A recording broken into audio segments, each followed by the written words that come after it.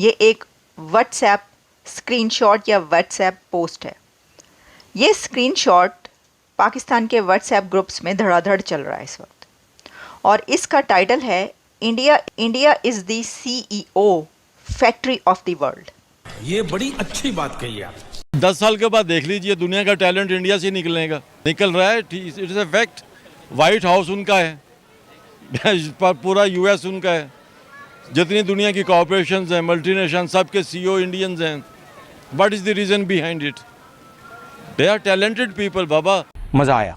दुनिया के तकरीबन 198 मुल्कों में 70-80 मुल्क जो है वो पाकिस्तानियों से तंग है। पाकिस्तानियों को तकरीबन अभी ये जो दुबई में अभी मेरे दो तीन दोस्त जा रहे थे, वो लोग गए, 2-3 बंदे थे। अच्छा। और उन्हें उधर फिर वीज़ा नहीं मिला पाकिस्तानियों को।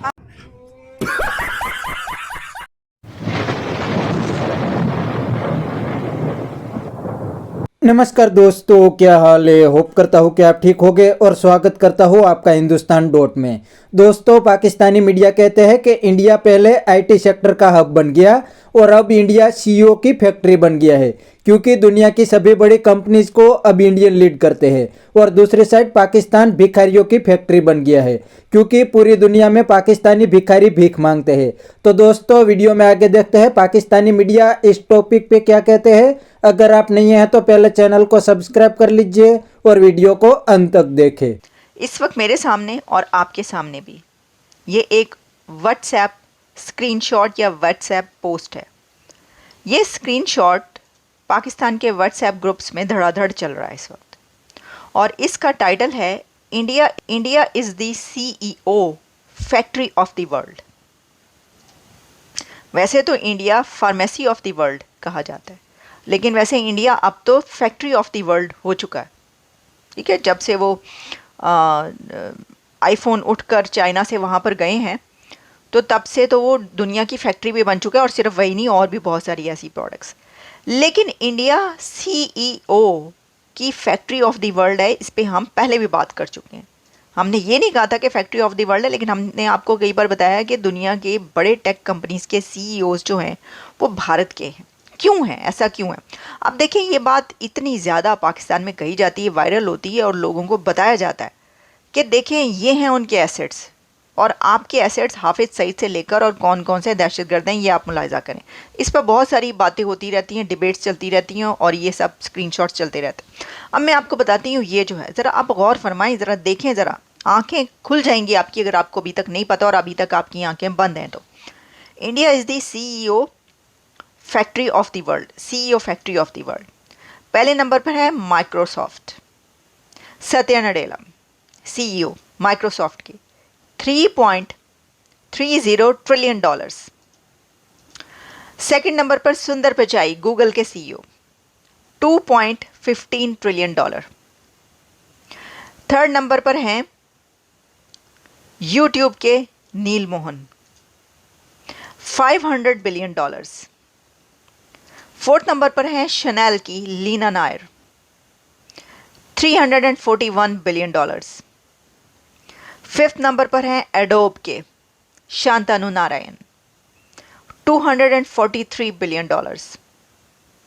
फिर आते हैं आगे IBM के CEO, ये हैं अरविंद कृष्णा, और इनकी वर्थ $220 बिलियन।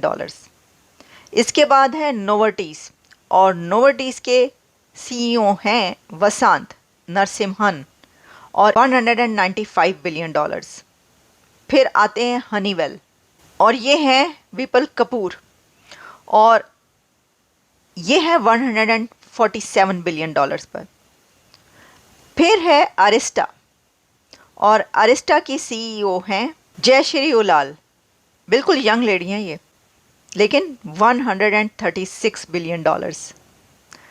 फिर हैं पालो आल्टो, और पालो आल्टो के $133 बिलियन, और इनका नाम है निकेश अरोड़ा। लेकिन रुको ज़रा रुको, ये तो अभी आपने CEOs की बात की, अभी बहुत सारे ऐसे CEOs रह भी गए होंगे, कुछ ऐसे हैं जो अभी हमने शायद नाम मिस कर दियो, ना लियो। लेकिन ये टेक CEO से निकलकर जब हम आगे आते हैं, तो हम तो ये देखते हैं कि अब तो गवर्नमेंट्स में भी फैक्ट्री इंडिया की ही लग रही है। यानी दुनिया की गवर्नमेंट्स भी इंडिया की फैक्ट्री बनती जा रही हैं। वो कैसे कि जो वहाँ के एकेडेमिया के लोग हैं या जो पॉलिटिशियंस हैं वो भी आ रहे हैं। भाई एक सबसे बड़ी एग्जांपल तो आप ये देखिए, अभी जो न्यू एडमिनिस्ट्रेशन आ रही है ट्रम्प की, उसके अंदर कितने नाम ऐसे हैं कि या तो उनके फोर फादर्स इंडियन ओरिजिन से हैं और या फिर वो चले नहीं भी हैं। जैसे कि तुलसी गबर्ट के बारे में कहा जाता है, ऑब्वियसली वो इंडियन नहीं है लेकिन वो हिंदू हैं और वो बहुत ज़्यादा डीप कनेक्शन है उनके इंडिया से। ये आप बात भी आप जानते हैं। अच्छा, फिर इसके बाद जो कुछ और लोग, ये जो नाम आए हैं इसमें, कैश पटेल, कितनी बड़ी पोस्ट पर वो अब अपॉइंट होंगे, कैन यू इमेजिन? इतने अहम डेजिग्नेशन पर दुनिया को चलाएंगे वो। ये यूनाइटेड स्टेट्स की गवर्नमेंट में जो की पोस्टों पर जो लोग होते हैं वो दुनिया को चलाते हैं।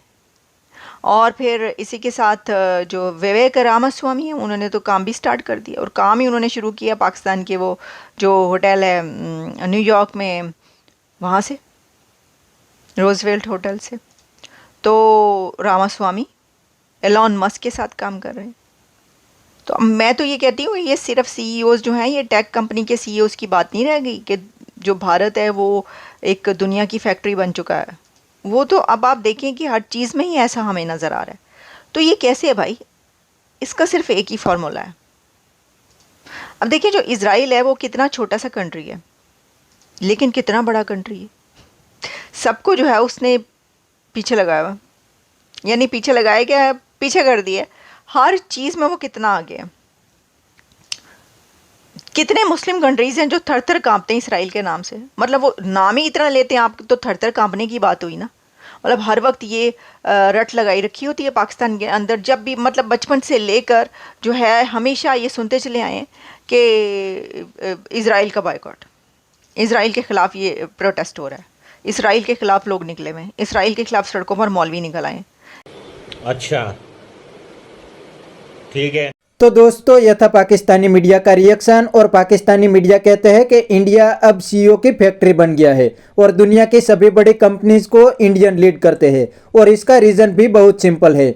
इंडिया ने पहले दिन से एजुकेशन पे काम किया और आईआईटी, आईआईएम जैसी यूनिवर्सिटी को बनाया, इसलिए इंडिया को आज रिजल्ट भी मिल गया है। इंडिया का सिर्फ आईटी सेक्टर का एक्सपोर्ट $150 बिलियन क्रॉस कर गया है और अब तो इंडिया मैन्युफैक्चरिंग हब भी बन जाएगा, क्योंकि अब दुनिया की सभी बड़ी कंपनी अपना मैन्युफैक्चरिंग प्लांट इंडिया में लगाने लगी है। और दूसरी साइड पाकिस्तान ने मदरसे में इन्वेस्ट किया, तो पाकिस्तान को भी अपना रिजल्ट मिल गया है। आज दुनिया में सबसे ज़्यादा भिखारी पाकिस्तान में मिलते हैं। इतना ही नहीं, अब तो पाकिस्तान का भिखारी नेटवर्क पूरी दुनिया में फैल गया है। काफ़ी सारे कंट्री तो अब पाकिस्तानी भिखारियों से तंग आ गए हैं और पाकिस्तान में वापस भेजने लगे हैं।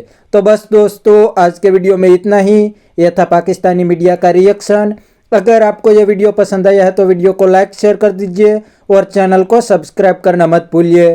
थैंक यू, मिलते हैं नेक्स्ट वीडियो में।